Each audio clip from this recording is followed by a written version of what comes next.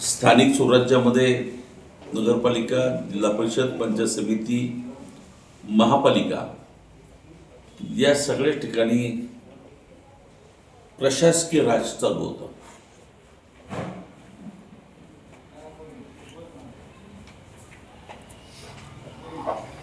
सरकारला निवडणूक घेण्याची कुठलीही घाई नव्हती.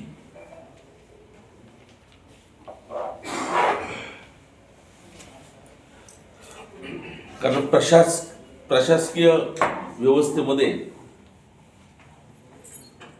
प्रत्यक्ष अप्रत्यक्ष सरकारचंच नियंत्रण या संस्थांवरती राहतं.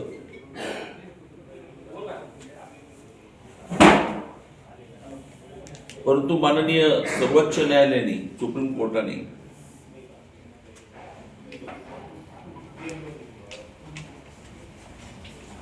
दणका देऊन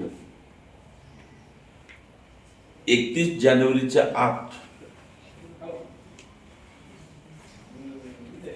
या सगळ्या निवडणुका घेण्यास भाग पाडला.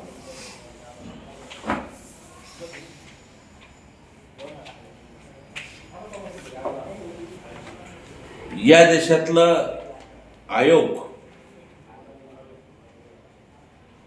आपण जर पूर्वीचे त्यांचे स्टेटमेंट शोधले तर आपल्याला 100% सापडतील. कोणत्याही निवडणुका कधीही घ्या, आम्ही सज्ज आहोत असं नेहमीच सांगितलं.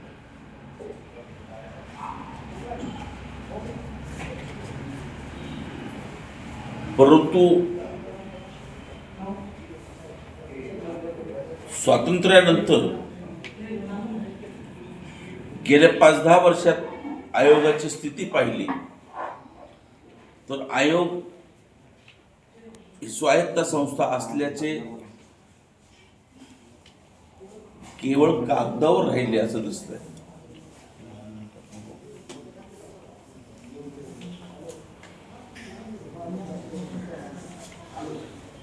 राज्य आयोग तर पूर्ण राजकीय प्रभावाखाली काम करत असल्याचं काही वर्षांपासून आढळतंय.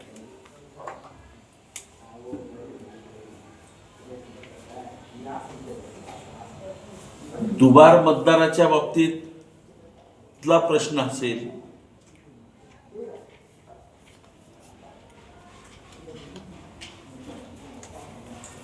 बोगस मतदार नोंदणी नावं असतील,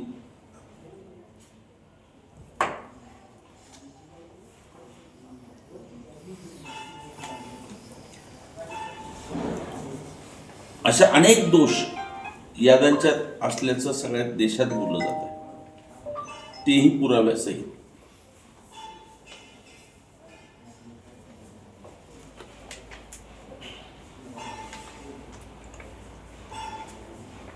म्हणून इतकं लाचार आयोग आणि दुबळा आयोग पहिल्यांदाच सगळ्यांनी पाहिलं.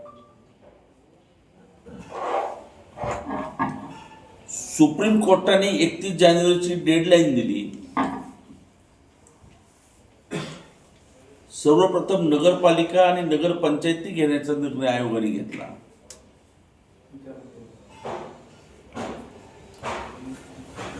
दोन 2022च्या जैसे त्या परिस्थितीनुसार हा निर्णय सुप्रीम कोर्टाने घ्यायला सांगितला. आरक्षणाच्या संदर्भात 50%ची मर्यादा उल्लंघन होणार नाही हा त्याचा अर्थ होता. 2022चा बेस कोर्टाने दिला.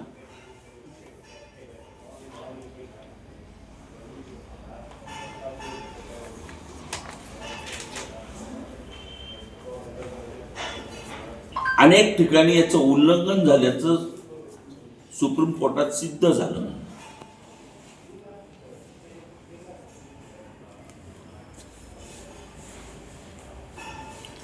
आणि आयोगावरती नामुष्की आली.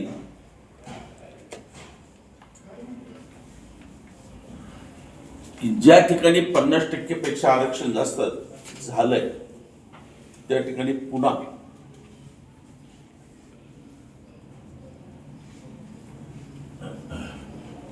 आरक्षण सुधारित करण्याचा सुप्रीम कोर्टात आयोगाला मान्य करावं लागलं.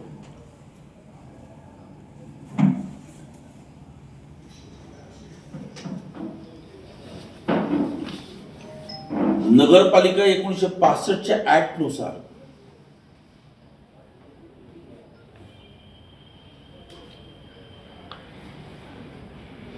पालिकेच्या निवडणुका घ्याव्या लागतात.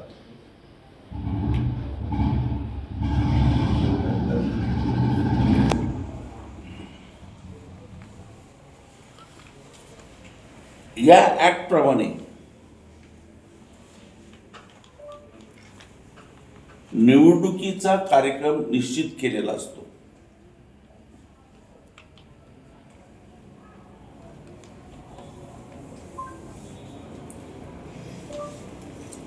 अर्ज भरण्याची प्रक्रिया चा कालावधी किती हे निश्चित असतं.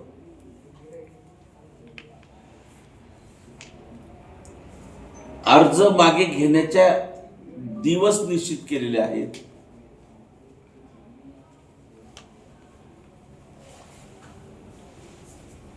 छाननीचा दिवस निश्चित आहे. चिन्ह वाटपाचा दिवस निश्चित आहे. सगळे प्रक्रियेचे दिवस निश्चित कसे करावेत हे ऍक्ट मध्ये स्पष्ट सांगितलेलं आहे. याच्यामध्ये केवळ त्यावेळेच्या भौगोलिक नैसर्गिक परिस्थितीचा विचार करून कार्यक्रम आयोगाने ठरवायचा असतो. आता मधी कालावधी जो दिलेला असतो की एखादा आक्षेप एखाद्या अर्जाबद्दल असेल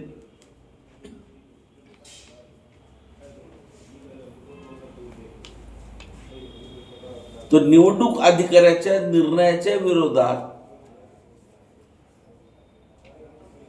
अपील करावं लागतं. न्यायालयालाही तो कार्यक्रम बंधनकारक आहे की किती काळात तो तातडीनं निवडणुकीमुळे तो निकाल द्यायचा असतो. गंमत म्हणजे नगरपालिकेला जिल्हा न्यायालय आहे आणि ग्रामपंचायतला मात्र हायकोर्ट आहे.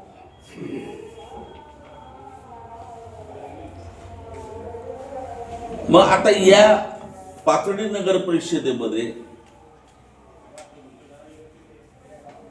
18 तारखेनंतर 3 दिवस विड्रॉलला होते.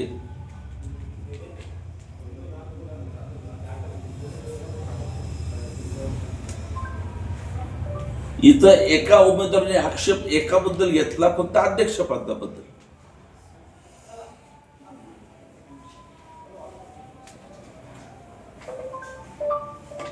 पंचवीस तारखेला निकाल लागला न्यायालयाचा.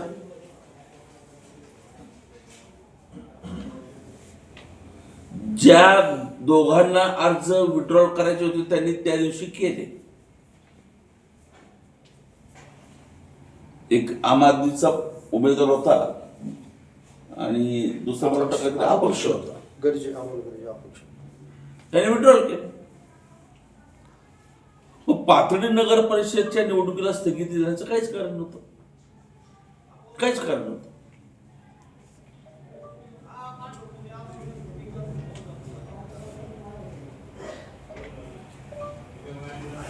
तर आमच्या उमेदवारांनी आक्षेप घेतला होता, श्री बंडू पाटील मुरुडे यांनी.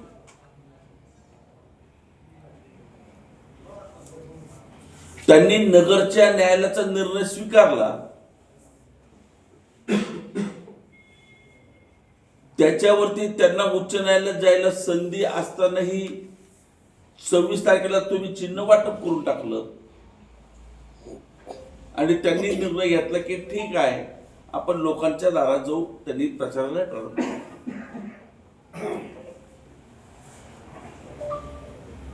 म्हणजे 25 तारखेला अधिकृतपणानं पक्षाचे 2000 जण राहिले. एक राष्ट्रवादी काँग्रेस पक्ष शरदचंद्र पवार 3, एक भारतीय जनता पक्षाचे आणि एक राष्ट्रवादी काँग्रेस अजितदादा पवारचे. म्हणजे जर विड्रॉलचा प्रश्नच कुठं होता. मग आयोगाने हा विचार करायला पाहिजे होता. हा, नैसर्गिक न्याय द्यायचा म्हणून एखाद्याला या 3 दिवसाच्या गॅप न मिळाल्यामुळं, वेळ न भेटल्यामुळं, अपिलामुळं त्याला विड्रॉल करायला संधी भेटली नाही, तर तिथं आक्षेप मान्य, आयोगाचं भूमिका ठीक आहे, आम्ही मान्य करू. पण पर्टिक्युलर मी पाथर्डी नगर परिषदेत बोलणार की इथं असला कुठलाही प्रकार नसताना सदर नगर परिषदेची निवडणूक केवळ राजकीय हेतूने स्थगित केली. याचं कारण आहे, मी गंभीरपणाने बोलतो,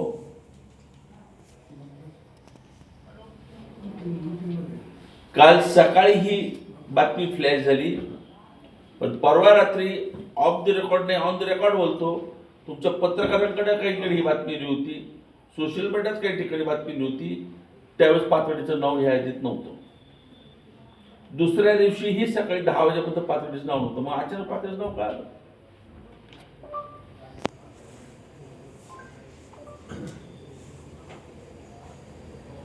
इथं सत्ताधारी पक्षाचा आमदार आहे, लोकांना बदल हवाय हे वातावरण शहरात तयार झालेलं आहे. कितीही तुम्ही आम्हाला पटवून दिलं तर तांत्रिकदृष्ट्या आमचा मुद्दा खोडून शकत नाही तुम्ही.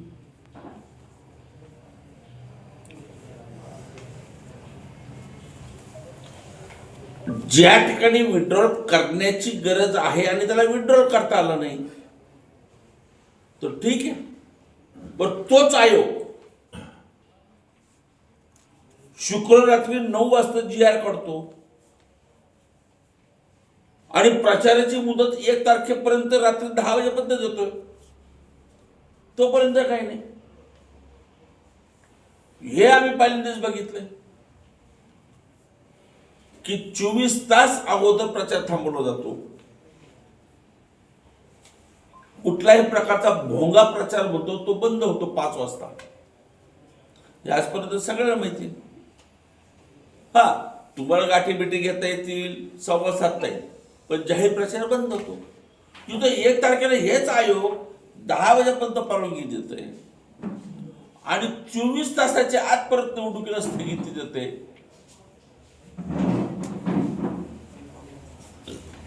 हे न उलगडणारं कोण आहे?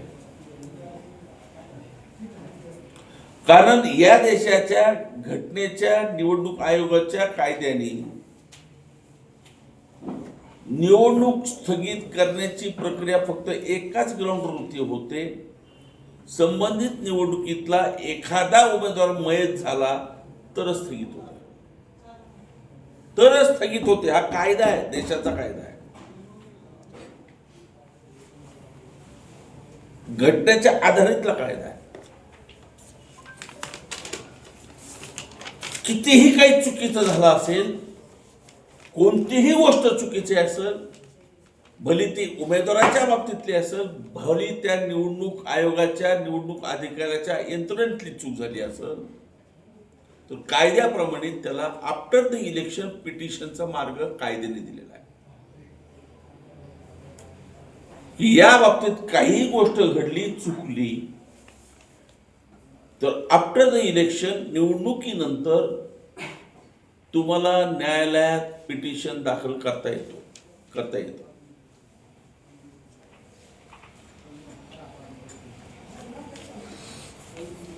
म्हणजे हे गोड बंगाल न उलगडणार आहे. कुठंतरी राजकीय प्रभाव ह्या निर्णयावरती आमच्या सारख्याला निदर्शनास येतोय. अनेक अधिकाऱ्यांशीही मी चर्चा केली, उच्चस्तरीय लोकांशी बोललो.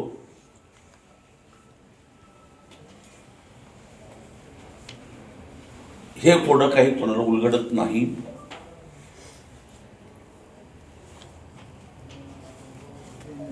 मग ह्या आयोगाला कार्यक्रम ठरवताना माहित नव्हतं का की या शेड्यूलमध्ये कुठेतरी चुकतंय?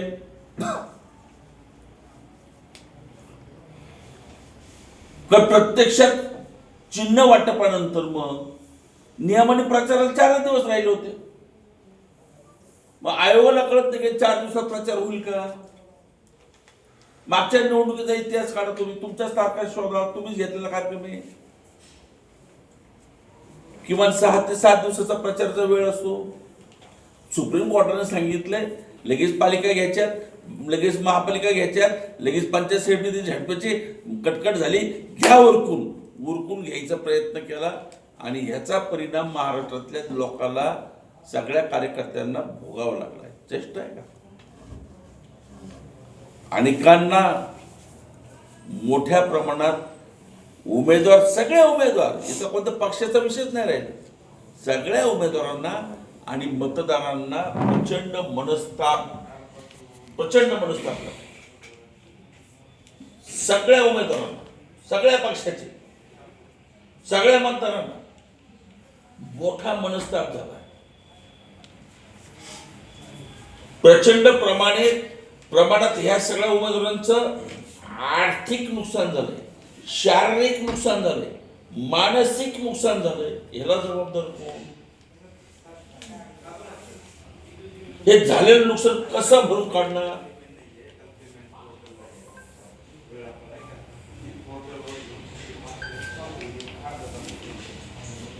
ही मोठी हानी झालेली आहे. 2 तारखेला निवडणूक आहे, मतदान आहे. पाथर्डी शहर असेल किंवा पाथर्डी तालुका असेल, मोठ्या प्रमाणात महाराष्ट्रामध्ये शासकीय, निमशासकीय आणि खाजगी क्षेत्रात नोकरदार वर्ग आहे. उभ्या महाराष्ट्रात हे मतदानाला यायचं म्हणून पाथर्डीत आलेत का?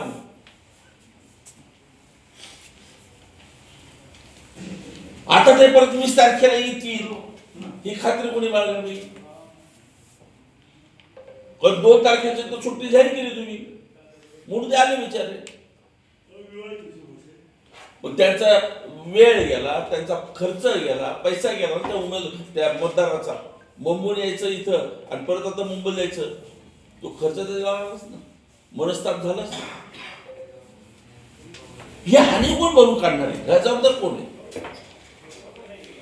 मग हे नेमकं पाप कोणाचं आहे? आयोगाचं आहे, सरकारचं आहे? शोधलं पाहिजे आणि जनतेने हे समजून घेतलं पाहिजे.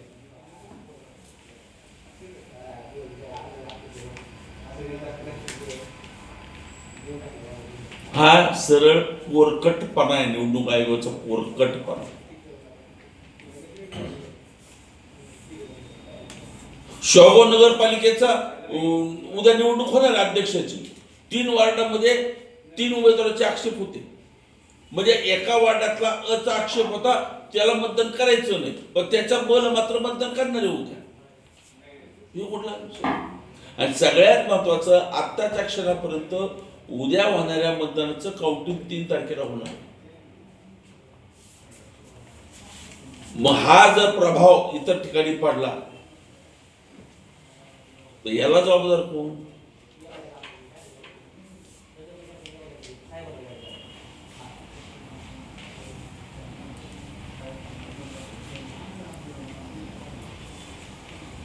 हे सगळ्या लोकशाहीची विटंबना वाटते. विटंबना आहे. निवडणुका एक प्रकारचा खेळ असतो, खेळामध्ये जे पराजय होतात. पण हा कशी आता बोललो, कोणत्या पक्षासाठी, कोणत्या एका विशिष्ट उपयोगाचा विषयच नाही. सगळ्याला याच्या झाडा पोहोचतात आता. आणि सगळ्यात मोठं नुकसान हे मतदारांचं आहे. त्या मतदारांना झालेला मनस्ताप याला जबाबदार कोण? या मतदारांची माफी मागावा आयोगाने.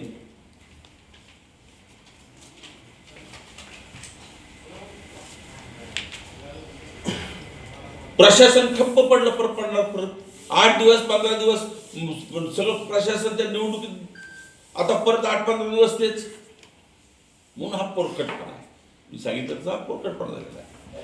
आणि म्हणून याची जबाबदारी तर जे दोषी आहेत त्यांनी स्वीकारली पाहिजे आणि आम्हाला उत्तर दिलं पाहिजे की ह्या सगळ्या गोष्टीचं झालेलं नुकसान ह्याला जबाबदार.